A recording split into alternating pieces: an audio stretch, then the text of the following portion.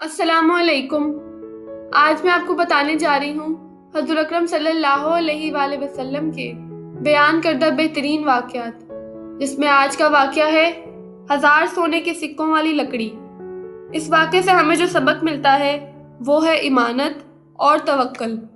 हज़रत अबू हुरैरा रज़ियल्लाहु ताला अन्हु से रवायत है कि फरमाते हैं कि रसूलुल्लाह सल्लल्लाहु अलैहि वसल्लम ने एक दफ़ा बनी इसराइल के एक आदमी का जिक्र किया कि उस आदमी को कर्जा की ज़रूरत पड़ गई। उसने चाहा कि 1000 दिनार बतौर कर्ज ले लूं। चुनाचे अपनी ज़रूरत को लेकर वो एक आदमी के पास जाता है और कहता है कि मुझे 1000 दिनार बतौर कर्ज मतलूब है, मेहरबानी करके मुझे दे दीजिए। कर्ज देने वाला: हाँ ठीक है, मैं तुझे कर्ज तो दे देता हूँ, लेकिन अपना कोई गवाह लाओ जो तेरे कर्ज लेने पर गवाही दे, ताकि मैं बाद में उसको तुम्हारे खिलाफ पेश कर सकूं। कर्ज लेने वाला: मेरा यहाँ और तो कोई गवाह नहीं है, सिवाय अल्लाह ताला के, वो ही गवाह काफ़ी है। कर्ज देने वाला: चलो कोई गवाह नहीं लाते हो तो कोई ज़मानती ले आओ जो इस बात की ज़मानत देता हो कि वाकई आपने मुझसे कर्ज लिया है। कर्ज लेने वाला: मेरा ज़मानती भी अल्लाह ताला ही है, जो कि सभी से काफ़ी है। कर्ज देने वाला: आप सच कह रहे हैं। इतना कहने के बाद वो आदमी इस कर्जा लेने वाले को 1000 दिनार वक्त मुकर्रर करके दे देता है। चुनाचे वो 1000 दिनार लेकर समंदर के रास्ते से अपने घर चला जाता है। कर्जा लेने वाले और देने वाले के घर के दरमियान एक वसीओ अरीज समंदर था। जब कर्ज लेने वाले ने अपनी ज़रूरत पूरी कर ली और दूसरी तरफ से कर्जा अदा करने की मुद्दत भी इख्तिताम को पहुंच चुकी, तो मकरूज यानी कर्जा अदा करने वाला दिनार उठाता है और अदा करने के लिए कर्ज देने वाले की तरफ चल पड़ता है। इसी असना में वो जब समंदर के किनारे पहुंचता है तो वो वहां कोई सवारी नहीं पाता जो उसकी समंदर की दूसरी जानिब ले जाए। काफ़ी देर इंतज़ार और सोच विचार के बाद उसने एक लकड़ी ली और उसमें सुराख करके 1000 दिनार को उसमें महफूज कर दिया और एक ख़त भी लिखकर साथ डाल दिया और लकड़ी के सुराख को अच्छी तरह बंद कर दिया। फिर समंदर के पास आकर अल्लाह ताला पर भरोसा करते हुए उसे पानी में छोड़ दिया। कर्ज लेने वाला अफसोस के आलम में कहता है, ए अल्लाह, आप खूब जानते हैं कि मैंने एक आदमी से उधार कर्ज लिया था जो कि 1000 दिनार की लागत का था। उसने कर्ज देते वक्त मुझसे गवाह मांगा तो मैंने तुझे अपना गवाह बनाया। कर्ज देने वाला इस पर खुश हो गया।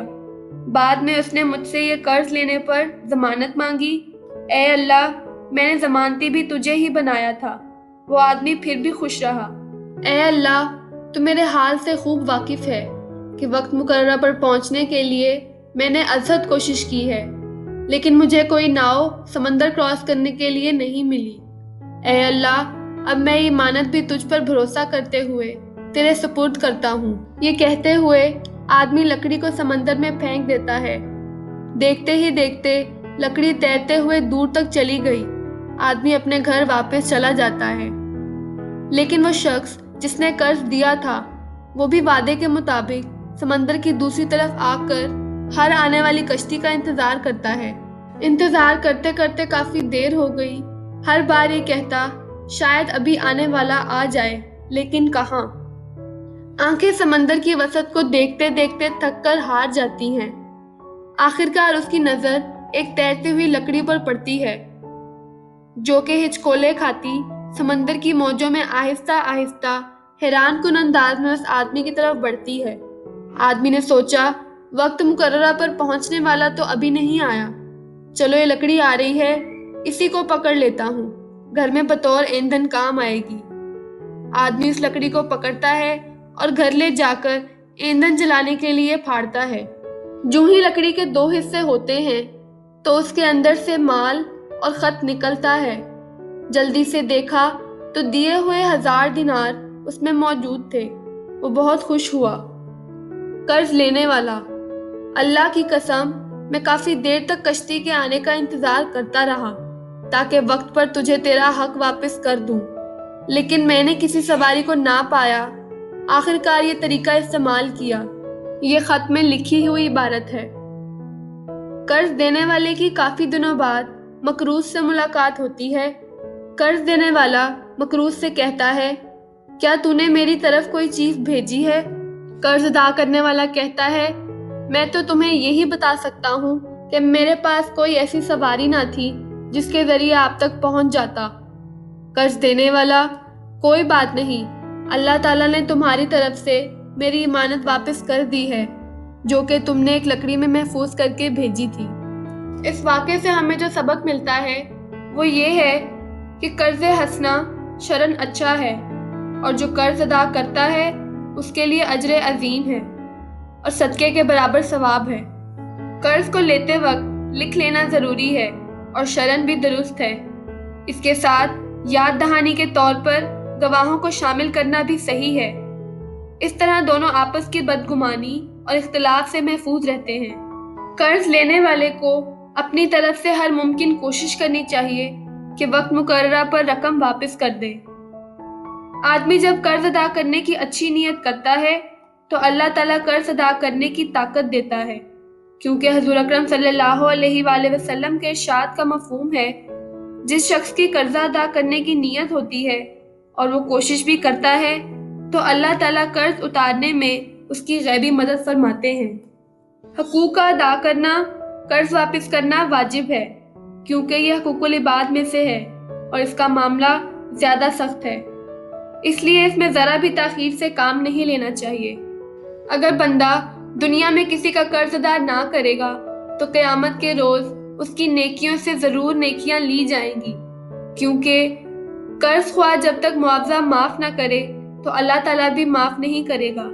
حضور اکرم صلی اللہ علیہ وآلہ وسلم کا فرمان ہے کہ جس نے کسی کی ایک بالش زمین پر قبضہ کر لیا تو روز قیامت 7 زمین نیچے تک کا حصہ اس کے کندھے پر رکھا جائے گا۔ اسی وجہ سے علماء نے لکھا ہے کہ جو شخص کسی کی رقم دبا لیتا ہے، واپس نہیں کرتا، تو روز قیامت 1,00,000 نبیوں کی عبادات بھی لے کر آئے گا تو جنت میں ایک قدم بھی نہیں رکھ سکے گا جب تک کہ اس کا قرضہ ادا نہ کر دے۔ وہاں پائی پائی اور ذرے ذرے کا حساب ہوگا اور حقدار کو ہر صورت میں راضی کیا جائے گا۔ اسی لیے ہمیں کوشش کرنی چاہیے کہ ہم نے اگر کسی کی رقم بچپن یا جوانی میں دبا لی ہے تو اس کو واپس کر دیں۔ اگر اس کی گھڑی چوری کر لی ہے اور 100 سال بھی توبہ کرتا رہے تو توبہ قبول نہیں جب تک کہ گھڑی واپس نہ کر دے۔ اگر آپ کو یہ ویڈیو پسند آئے تو اسے لائک کریں اور اپنے دوستوں کے ساتھ ضرور شیئر کریں، اور ہمارے چینل UTV+ کو سبسکرائب کر دیں اور بیل نوٹیفیکیشن کو آن کر دیں تاکہ آنے والی ہر نئی ویڈیو آپ تک بآسانی پہنچ سکے۔ شکریہ۔